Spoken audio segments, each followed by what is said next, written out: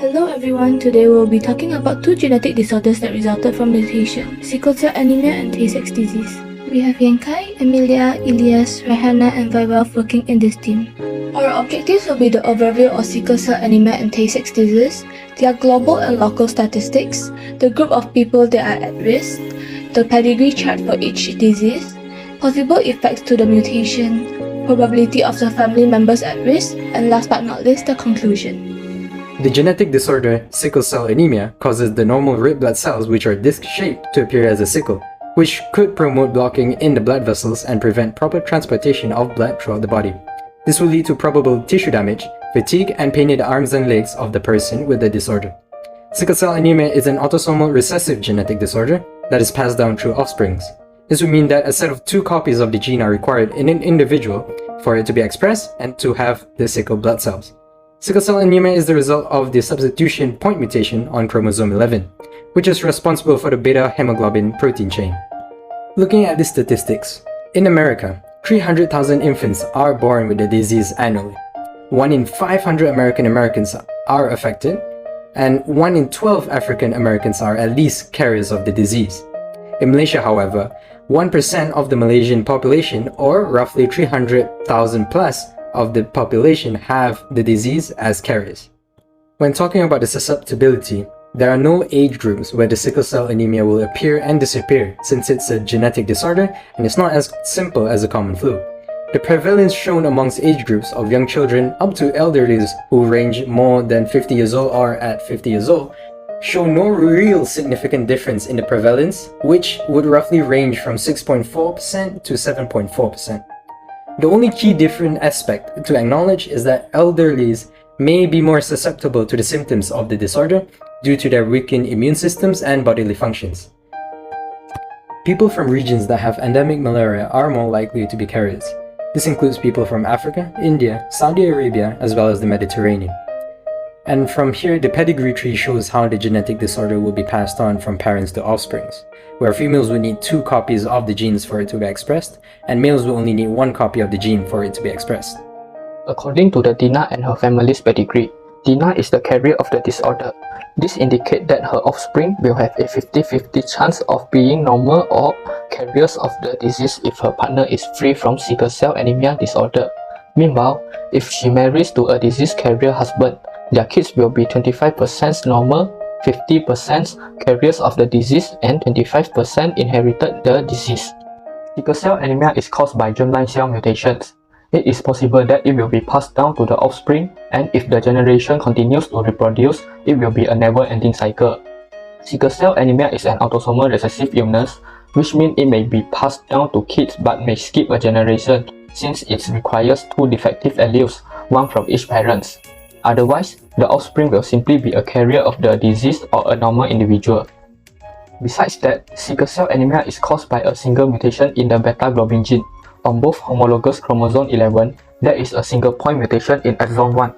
The 17 nucleotide thymine was substituted for adenine, inverting the TA pairs to an AT pair, resulting in an irregular hemoglobin with valine instead of glutamic acid at the 6th codon.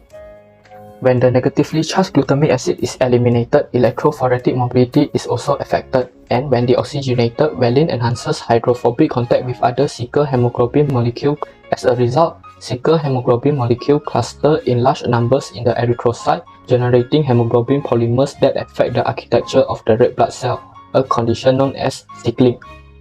The amount and time of hemoglobin deoxygenation, as well as the intracellular sickle hemoglobin concentration, are proportional to the degree and extent of sickle hemoglobin polymerization. Sickle erythrocytes, on the other hand, are rigid and prone to lysis, as well as interacting with leukocytes at the vascular endothelium. As a result, hemolytic anemia occurs, and so does recurrent small vessel blockage. Vessel occlusion induces tissue ischemia, which causes significant pain and organ damage over time. Chronic inflammation is caused by increased reactive oxygen species formation following reperfusion of ischemic tissues. Inflammation also causes an increase in the synthesis of adhesion molecules, leading sickled erythrocytes to attach even more strongly to the artery wall and worsening vessel occlusion. To treat the sickle cell anemia condition, numerous repair strategies are available.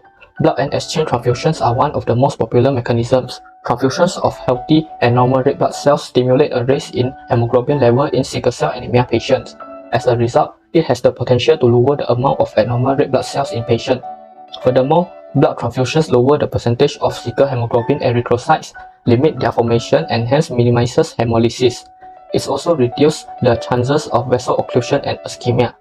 Blood transfusion can be simple top-ups or exchange transfusions, in which blood is withdrawn and restored at the same time. Exchange transfusions successfully decrease sickle hemoglobin erythrocytes and the danger of iron excess. This repair mechanism, however, is required for larger volume of donor red blood cells to function. Tay-Sachs disease is an autosomal recessive disorder caused by a mutation in the gene HEXA, which encodes the enzyme beta-hexosaminidase A required to catalyze the breakdown of a fatty substance known as GM2 ganglioside. The symptoms of the Tay-Sachs disease are sight and hearing problem, seizures, slow mental and physical development, gradual loss of mobility, muscular atrophy leading to paralysis, exaggerated startle response, and dementia. Tay-Sachs disease is rare in the general population and the incidence is about 1 in 100,000 live births, whereas the carrier frequency is about 1 in 250. The groups that are mostly at risk are people who are descendants of Ashkenazi Jewish, French Canadian, and Louisiana Cajuns. Tay-Sachs disease manifests in a wide spectrum. Infantile Tay-Sachs is a prototype of degenerative disease of gray matter in infancy. The infant is usually normal at birth and the symptoms start between 3 to 6 months but can manifest as early as 1 week of life. Juvenile Tay-Sachs disease manifests in early childhood between ages 2 to 10 caused by the reduced activity level of HEXA. Adult Tay-Sachs disease is an infrequent disorder and diagnosis is often delayed at least by 8 years of age. The adult form is less aggressive, resulting from small mutation and high residual activity of HEXA. Typical symptoms start at adolescence or early adulthood but can appear later. The diagram on the left shows the timeline of how somatic mutations come to be and present themselves within an organism. This slide shows the pedigree chart of an individual with family history of Tay-Sachs disease. The proband, nicknamed Alex, is neither affected nor a carrier of the gene mutation. Germ cell or germ line mutations occur within either the male or female gamete. This means all cells within the affected individual contains the mutation. Germline mutations can be confirmed, as these can be inherited by offspring. Somatic mutations only occur after the zygote is formed, and only affect one cell originally. Since only non-reproductive or somatic cells can be affected, the mutations and disorders or diseases derived cannot be inherited. Based on the pedigree chart seen previously, we can conclude that Tay-Sachs disease is caused by a germ cell mutation rather than a somatic mutation. Tay-Sachs disease is caused by a mutation in the gene HEXA located at 15q23. More than 130 mutations have been identified so far, and it includes single gene deletions, substitution, insertion, splicing alteration, duplication, and complex gene rearrangements. Absence of vital HEXA enzyme results in abnormal accumulation of GM2 ganglioside in the nerve cells of the brain and the spinal cord. This ongoing accumulation causes progressive damage to the cells. This is an example of a mutation that occurred in the HEXA gene. The mutation shown is a frameshift mutation where 4 additional nucleotides were inserted, resulting in Tay-Sachs. There is no cure or effective treatment for Tay-Sachs disease, however, researchers are pursuing several approaches to finding a cure. Scientists are exploring enzyme replacement therapy to provide the HEXA that is lacking in babies with Tay-Sachs. Enzyme replacement therapy is a promising option for Tay-Sachs disease. Nevertheless, currently ERT is less effective in Tay-Sachs disease due to the inability to cross the blood-brain barrier and preventing neurological complications.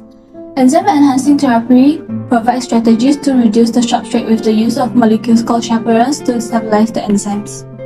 The rationale behind SRT is balancing substrate synthesis with that of diminished enzyme degradative power. Since Tay-Sachs is caused by a single gene disorder, gene therapy will be an excellent option. Great progress has been achieved so far by developing adeno-associated virus-based factors. The transplantation of ex vivo modified multipotent neural cells with human HEXA gene expression produced by retroviral transduction is another major breakthrough approach. Hemarries and affected women who can pass the disease to the next generation.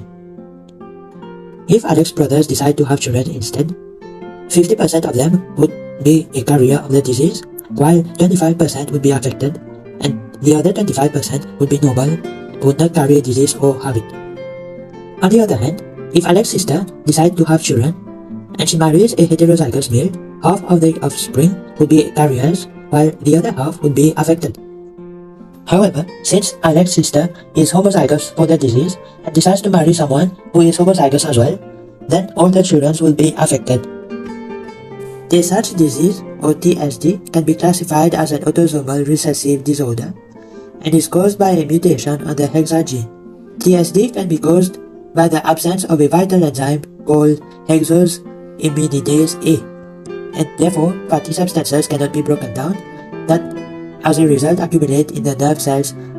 Both genders are affected by this, and it is not sex-linked disorder.